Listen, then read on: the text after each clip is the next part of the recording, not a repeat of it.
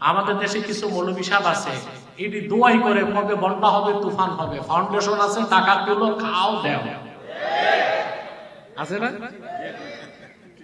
এটা এক ধান্দা। হাদিস শরীফে আসছে আল্লাহর লানত বর্ষিত হয় বাঈউল আকফান, কাফন বিক্রেতা, যে তার উপর আল্লাহর লানত আসে। কেন?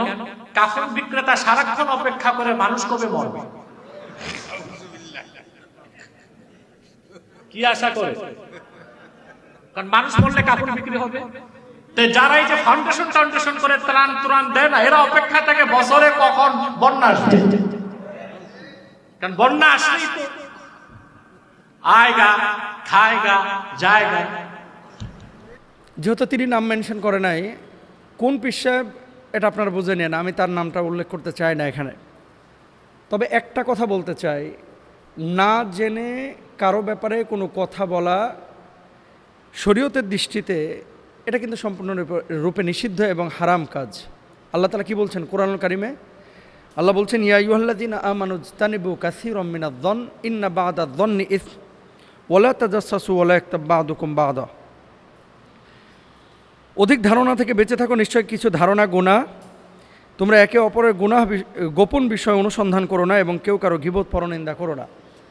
যেই পীর সাহেব এ কথা বলেছেন, উনি পরবর্তীতে বলেছেন যে ক্ষোভ থেকে বা মুসলিমরা সেই প্রতিষ্ঠানে গিয়েছিল, সেখানে সাহায্য করা হয়নি, এই হিসাবে তিনি এই প্রশ্নগুলো ছুড়েছেন যে এই প্রতিষ্ঠানের কর্ণধার তারা করেন কি, এবং এরা চাই যে বন্যা আসুক, আসলে আয়েগা, খায়েগা, তারপরে কিছু বিলায়েগা, তাই না, বন্টন করবে আর কি। মানে বন্যা আসুক, কাফন বিক্রেতা যেমন সবসময় চায় যে মানুষ মরুক, তাহলে কাফন বিক্রি বাড়বে। তো বন্যা যারা চ্যারিটি কাজ করে, ফাউন্ডেশনে কাজ করে, এরা চায় যে হচ্ছে সিডর আসুক, আইলা আসুক, বন্যা আসুক, তাহলে কী হবে, কিছু আর্ন হবে, কিছু বিতরণ হবে, কিছু খাওয়া দাওয়া হবে। এই কথাটা যদি তিনি বুঝে শুনে ইন্টেনশন এভাবে নিয়ে বলে থাকেন, তাহলে পরিপূর্ণভাবে না জেনে তিনি অপবাদ দিয়েছেন, কারণ তিনি চ্যারিটি ওয়ার্কারদের অন্তরের খবর জানেন না। আমি ওনাকে বলতে চাই, যিনি এ কথা বলেছেন, আকাশে যখন হেলিকপ্টারে ওড়েন কালো চশমা থেকে দুনিয়া দেখা, চকবাজার, গুলিস্তান, ইসলামপুরের এই যে শ্রমজীবী মানুষ যাদের গাটা ঘামে ভিজে থাকে, এদের চোখ দিয়ে দুনিয়া দেখা দুইটা কিন্তু দুই জিনিস। আপনি মাঠে নামেন তাহলে বুঝবেন দুনিয়াটা কত কঠিন, দুনিয়াটা কত কঠিন, মাঠে নামেন তারপরে বুঝবেন। এই যে মোবাইলটা, আপনারা যদি কেউ আসেন সামনে আমার কাছে দেখতে পারেন, গত দুই দিনে প্রায় 900 ফর্ম আসছে আমার কাছে শুধু কর্মসংস্থানের জন্য। এই যে একটু আগে একটা মানুষ এসে কাঁদতেছিল, আপনারা নিজেরাও দেখেছেন। 900 মানুষ শুধু ফর্ম ফিল আপ করেছে যে আমাকে একটা কাজ দেন, আমি বেঁচে থাকতে চাই, আমাকে শুধু একটা কাজ দেন। এমনও ঘটনা পেয়েছি, 3 ভাই বেকার, প্রতিবন্ধী, ডিজেবল, একজন বিষ খেয়ে মারা গেছে, আর 2 জন অপেক্ষমান আছে। কয় যদি মরাটা গুনাহ না হতো তাহলে আমি মারা যাইতাম। দেখেন, আমরা হুজুররা, বক্তারা, পীর সাহেবরা বা খানকায় দরবারে যারা বসে আছেন, সারাক্ষণ খালি BMW সারাক্ষণ ভালো ভালো গাড়িতে চড়েন, হেলিকপ্টারে মাহফিল করেন, মাহফিলে গিয়ে আবার 10-15 পদের খাবার খান, আমরাও খাই, এবং খাওয়ার পরে আমরা মনে করি কি দুনিয়া মনে হয় এটাই। আসলে দুনিয়া এটা না, দুনিয়া এটা না। দুনিয়ায় যদি আসল চরিত্র বা রূপটা দেখতে চান তাহলে এই মানুষগুলোর সাথে মিশেন, যারা খেটে খাওয়া মানুষ, যারা মিসকিন, যারা ফকির, যারা অসহায়। দেখেন জীবনের গল্পটা কতজনের কত রকম। আমি তো লন্ডন থেকে এসে প্রায় 36-37টা গল্প সোশ্যাল মাধ্যমে আপনাদের সামনে উন্মুক্ত করেছি, যে দেখেন এই মানুষগুলোকে কাজ তৈরি করে দিয়েছে। কালকে কাঁচা সবজি বিক্রি করেছে ভ্যানে, যে লোকটাকে গত সপ্তাহে কর্মসংস্থানের ব্যবস্থা করা হয়েছে, কালকে সে 800 টাকা লাভ করেছে। এই যে মানুষগুলো একসময় শূন্য ছিল, কিচ্ছু ছিল না, আজকে সে একটা কাজ করতেছে, কোনো না কোনোভাবে আল্লাহ তাআলা তার ব্যবস্থা করে দিয়েছেন। এই কাজগুলোকে আপনারা কেন অ্যাপ্রিসিয়েট করেন না? এদেশের মানুষ কেন পেছন থেকে খামচে ধরে, কেন টেনে ধরে? আমি হুজুরকে বলবো যে দেখেন, আপনাকে আমরা সম্মান করি, শ্রদ্ধা করি, ভালোবাসি, কিন্তু আপনি যখন সত্তাগতভাবে কাউকে হিংসা করবেন, আপনি যখন কারো কাজ নিয়ে যখন প্রশ্ন তুলবেন, আপনি বলেছেন যে এদের হিসাব নেওয়া উচিত, যে এরা এত টাকা মানে কি করে, অডিট করা উচিত। আপনার হয়তো বা জানা নাই, আমরা যখন ফাউন্ডেশনের পারমিশনগুলো নিয়েছি, মেমোরেন্ডামে কমিটি করে সরকারের সমস্ত শর্ত শারায়েতগুলো পূরণ করার পরে, গভর্নমেন্টে আবেদন করার পরে, তদন্তের পরে কিন্তু ফাউন্ডেশনের অনুমোদন হয়। আপনার হয়তো বা জানা নাই যে ফাউন্ডেশনের প্রত্যেকটা পয়সার অডিট হয় এবং সরকার থেকে এগুলো তদন্ত করে, কিন্তু দরবারের অডিট কিন্তু হয় না। আমরা সরকারের কাছে বলবো, প্রত্যেকটা খানকার এবং দরবারের টাকাগুলো কোথায় যায় এগুলো ফাউন্ডেশনের মতো অডিট করেন, এগুলো দরকার আছে।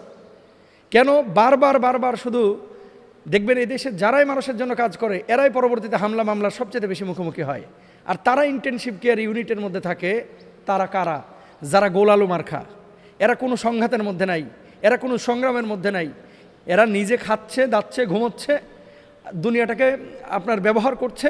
তারপরে এক সময় এরা আবার প্রশ্ন তুলতেছে যারা কাজ করতেছে। যেই প্রতিষ্ঠানের ব্যাপারে কথা বলা হয়েছে, লক্ষ লক্ষ মানুষের কাজের ক্ষেত্রে তারা চেষ্টা করতেছে। হ্যাঁ, ইন্টেনশন যদি তাদের খারাপ হয়, আপনি দোয়া করেন আল্লাহর কাছে যেন আল্লাহ তাআলা তাদেরকে ধ্বংস করে দেয়। আল্লাহর কাছে বলেন, যেহেতু আপনার কাছে কোনো ডকুমেন্ট নাই, আপনি ডকুমেন্ট ছাড়া কথা বলছেন কেন? যদি ডকুমেন্ট থাকতো আপনি কথা বলেন। এই কথাগুলো দুঃখ নিয়ে বলতেছি। আর আমি নিজে মুস্তাফিজ রহমানী, লন্ডন যাওয়ার আগে আমার গাড়ি ছিল, এখন আমার গাড়ি নাই, আমি রিক্সায় চলতেছি। আগে নিজেকে নিয়ে ভাবতাম, এখন আমি ভাবি হচ্ছে মানুষকে নিয়ে। আগে 2টা পয়সা হাতে আসলে চিন্তা করতাম যে কোথায় জমি কিনবো, কোথায় ফ্ল্যাট করব। আর এখন 2টা পয়সা হাতে আসলে আমি চিন্তা করি যে 2জন মানুষের কিভাবে আমি কর্মসংস্থান তৈরি করতে পারি। মরার ভয় আপনার আছে, আমার নাই। যদি ভোগ বিলাসিতা আর দুনিয়া কামানোর উদ্দেশ্য থাকতো তাহলে লন্ডন আমি ছাড়তাম না, বাচ্চাগুলোকে ইংল্যান্ড থেকে নিয়ে এসে বাংলাদেশের মাদ্রাসায় ভর্তি করতাম না। আপনি কারে হাদিস শোনাইতেছেন? শোনেন, জ্ঞান অর্জন, জ্ঞানী হওয়া, বুখারির দর্শ দেওয়া, হাদিস কোরআন পড়ানো আর মাঠে কাজ করা দুই জিনিস। যদি বুঝতে চান আমার সাথে আসেন, 2 দিন মাঠে কাজ করেন, বস্তা টানেন, রসুন পেঁয়াজ মাথায় টানেন এবং তাদের কর্মসংস্থান করে দেন। যে নোংরা প্লেটে ভাত খাচ্ছে ওখান থেকে 2 লুকমা ভাত খান, তাহলে বুঝবেন যে হেলিকপ্টার থেকে দুনিয়া দেখা আর বাজার থেকে দুনিয়া দেখা। শ্রমজীবী মানুষ, রিক্সাওয়ালা, ঘরমাক্ত মানুষের গায়ের গন্ধ আর মাহফিল কমিটির সভাপতির গায়ের গন্ধ কিন্তু একরকম না হুজুর, 2 গন্ধের পার্থক্য আছে। সুতরাং আপনি এত আক্রোশ করেন না। আমরা চাই যে বাংলাদেশে একটা পরিবর্তন হোক। একসময় মানুষ বলতো হুজুর মানেই তো মিলাদ পড়বে, হুজুর মানেই তো মসজিদে ইমামতি করবে, খতিবগিরি করবে, আর তো কোনো কাজ নাই। আর আজকে হুজুররা যখন বের হয়েছে তখন হুজুররাই খামচেয়ে ধরতেছে। হুজুররা যখন বের হয়েছে চ্যারিটি ওয়ার্কে, তারপরে মানুষের বিপদে আপদে দুর্যোগে হুজুররা যখন ছড়িয়ে পড়ছে, তখন কিন্তু আমাদের হুজুরাই তাদেরকে পিছন থেকে খামচেয়ে ধরতেছে। আমি বিনয়ের সাথে বলতে চাই, দেখেন আজকে সকাল থেকে দেখলাম আমার নামে তাদের পেজগুলোতে, একটা পেজ না ভাই, শত শত পেজে কি পরিমাণ যে প্রোপাগান্ডা ছড়াচ্ছে, কি পরিমাণ! আল্লাহু আকবার। আল্লাহ তাদেরকে বুঝদান করুক, হেদায়েত দান করুক। আমি সেই পীর সাহেবের বিপক্ষে কথা বলতেছি না, আমি বলতে যাচ্ছি জাতীয়ভাবে যারা এদেশের মানুষের জন্য কাজ করতেছে তাদেরকে আপনারা সাপোর্ট করেন। নিজে না পারলেও অন্তত আরেকজনের বিরোধিতা করে পরিবেশটা নষ্ট করেন না।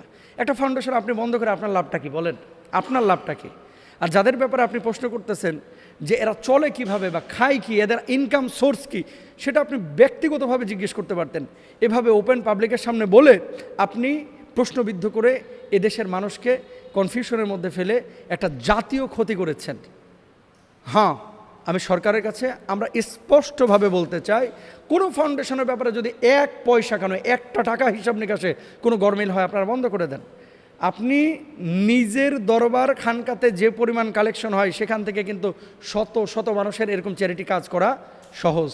আর চ্যারিটি বিষয়টা বুঝতে হলে আপনাকে কিন্তু একটু নিজেও পড়াশোনা করতে হবে যে ফাউন্ডেশনটা কী, চ্যারিটিটা কী, কীভাবে তারা মাঠে কাজ করে, কোথা থেকে পয়সা আসে এবং পয়সাগুলো কিভাবে স্প্রেড হয়, কিভাবে কোথায় খরচ হয়। তো আর কামড়াকামড়ি করেন না, আর ধাক্কাধাক্কি করেন না, প্লিজ এবার একটু স্থির হন। আমরা চাই সবাই মিলে কাঁধে কাঁধ মিলিয়ে এই দেশটাকে সুন্দর করতে। আর আপনারাও অনেকে মনে করেন যে হুজুর এই বিষয় নিয়ে কথা বলার কী দরকার ছিল। আজীব ব্যাপার, আমাকে কেউ ব্যক্তিগতভাবে গালি দেখে আমি মন খারাপ করব না, আমার বাপ মাকে গালি দেখে আমি মন খারাপ করব না, কিন্তু আমার সত্তা নিয়ে টান দেবে, একটা আদর্শ নিয়ে টান দেবে, যেখানে আমার পুরো পিঠ থেকে আছে, দেয়াল মানে আপনার শেকড় লেগে আছে যে এই দেশের জন্য, এই দেশের মানুষের জন্য কিছু একটা করা দরকার। সেই জায়গাটায় যখন আপনি আঘাত করবেন, অবশ্যই মানুষের কাছে যখন আপনি প্রোপাগান্ডা ছড়াবেন, মানুষকে ক্লিয়ার করা এটা আমাদের ইমানি দায়িত্ব, নৈতিক দায়িত্ব। সুতরাং সবশেষ কথা, কোনো ফাউন্ডেশনের ব্যাপারে যদি আপনাদের হিসাব নিকাশ জানার প্রয়োজন হয়, গভর্নমেন্টের তো অডিট হয়, সরকার তো এটা নিয়ন্ত্রণ করেই, তদন্ত করেই। আপনারা ব্যক্তিগতভাবে হিসাব একজন ফাউন্ডারকে, ফাউন্ডেশনের কর্ণধারকে চাইতে পারেন যে আপনি হিসাব দেন। এটা ওপেন চ্যালেঞ্জ থাকলো, হিসাব দেওয়ার জন্য আমাদের সৎ সাহস আছে। কিন্তু আপনারা আরেকটা চ্যালেঞ্জ গ্রহণ করেন, আপনাদের দরবারের হিসাবগুলো এভাবে ওপেন করেন, গত 1 বছরে কত টাকা ইনকাম হয়েছে, কোথায় কোথায় আপনারা খরচ করেছেন, ডেকগুলোর হিসাব আপনারা দেন, মাজারে যেই দান বক্সগুলো আছে এগুলোর হিসাবগুলো আপনারা দেন। দেখেন আমরা এগুলো খোঁচাখুচি করতে চাই না, যেহেতু আপনারা বলেছেন এই জন্য আমরা বলতেছি। যে আপনারাও একটু হিসাবটা দেন, আর আমরা 0 পয়েন্টে ওপেন হিসাব দেবো ইনশাল্লাহ, কোনো সমস্যা নাই। আল্লাহ বুঝদান করুক।